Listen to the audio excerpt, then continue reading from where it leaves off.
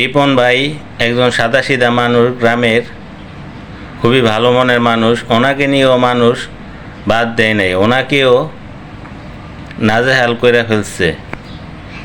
এই দুনিয়াতে সাদাসিধাভাবে জীবনযাপন করাটাও কষ্টের। যেমন রিপন মিয়া, ওনাকে নিয়ে মানুষ কিছু ভিউর জন্য কত কিছু বলল, কত সাংবাদিক ভাইরা। এটা কি কাজটা ঠিক হয়েছে?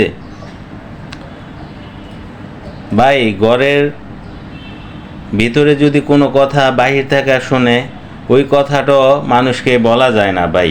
যদি আপনি সরাসরি না শুনেন, তাহলে ওনার এই যে মিথ্যা তথ্যগুলা ছড়াইলো মিডিয়ার কাছে, এটা রিপন ভাইয়ের জন্য ভালো হয়েছে, ক্ষতি হয় নাই।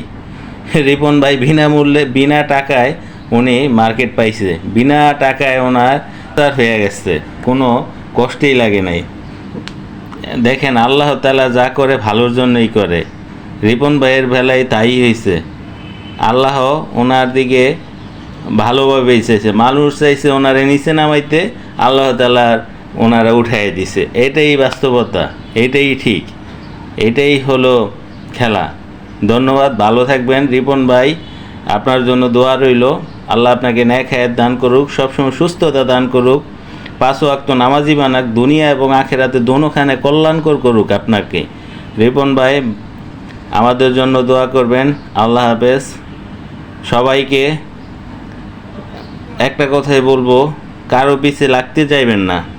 দেখেন নিজেরটা কি, নিজে কতটুকু ভালো, এটা আগে দেখেন, পরে মানুষেরটা।